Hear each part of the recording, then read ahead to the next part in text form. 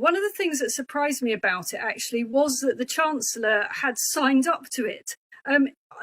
Having studied Rishi Sunak quite closely over a period of time, this is a guy that has really sharp political antennae. He is a smart operator and he is conscious as any politician of optics. He is an Instagram politician. And so it surprised me a lot that he thought that this was something that would possibly be that he could get away with. And I do wonder whether more will come out about whether he even knew that this was being proposed. I don't know. I don't have any inside information on that. But it seems to me vanishingly unlikely that someone as clever as Rishi Sunak, as conscious of his image and his reputation, would have signed up to the idea that he could have a special rule for him. Health Secretary Sajid Javid tested, of course, positive for coronavirus yesterday. And then this morning, the Prime Minister and the Chancellor were contacted by Test and Trace as his contacts.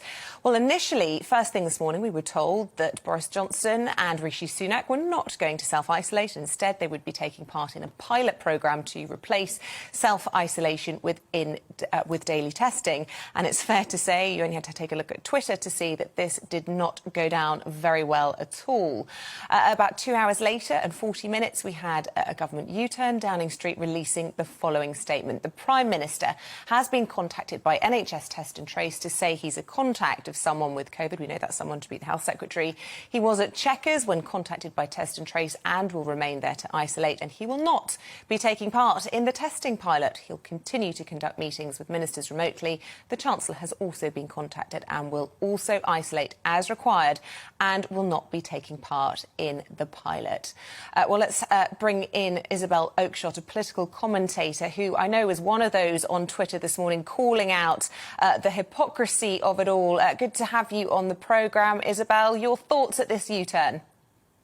Well, I mean, what is remarkable is how quickly it happened, but the strength of feeling was quite extraordinary this morning. I think those of us that have been in this business of political reporting for some time have got used to an element of hypocrisy and blundering by governments. And we have had multiple examples by this administration, key figures including, of course, Matt Hancock, Dominic Cummings and so on, showing that they think the rules somehow don't apply to them. But even by those standards, this was quite breathtaking in its brazenness and complete contempt for voters. And, I don't normally make Twitter videos. It's just not something I do. But I mean, I've spent much of the last 18 months feeling pretty angry about the way we've been casually stripped of our fundamental liberties. But today, I think, just pushed me over the edge.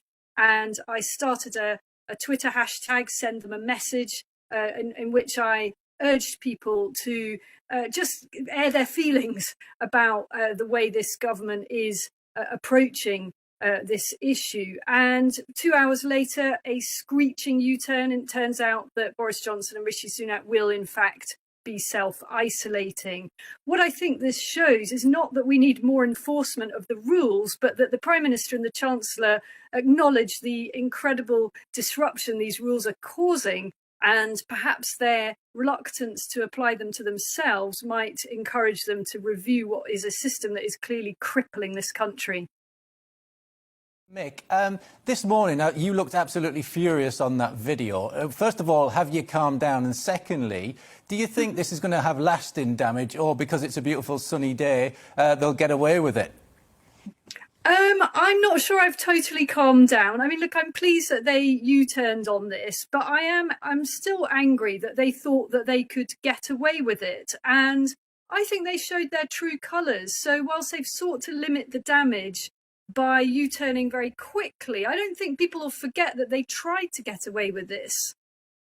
And Isobel, you and I have both written about the issue of school pupils having to self-isolate recently. We're both parents. It's been so chaotic for children who've already had to have their lives impacted so much, even though they're barely affected by COVID. And then to see, as you say, those in authority trying to dodge isolation when it affects them, I'm sure that must be one of the reasons that there was so much outrage this morning, probably why you're still raging this afternoon a little bit.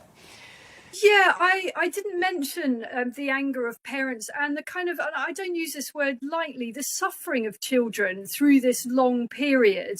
In my Twitter video, I didn't actually mention that, and I should have done, because it is deplorable, the constant disruption to children's education, and it has a profound psychological effects on many children, the stop-start and the culture of fear, and also on their parents, especially those who are self-employed, but also those in all walks of life, to have to keep stopping work to look after children who are perfectly healthy and are being kept at home for no sensible reason. I think the country is rapidly reaching bursting point with this, and I think the government is going to have to amend the system and bring in something much more sensible that actually recognises the fact that now so many people have had both their vaccines. We don't need to be doing all this self-isolating. It is a complete waste of time and resources.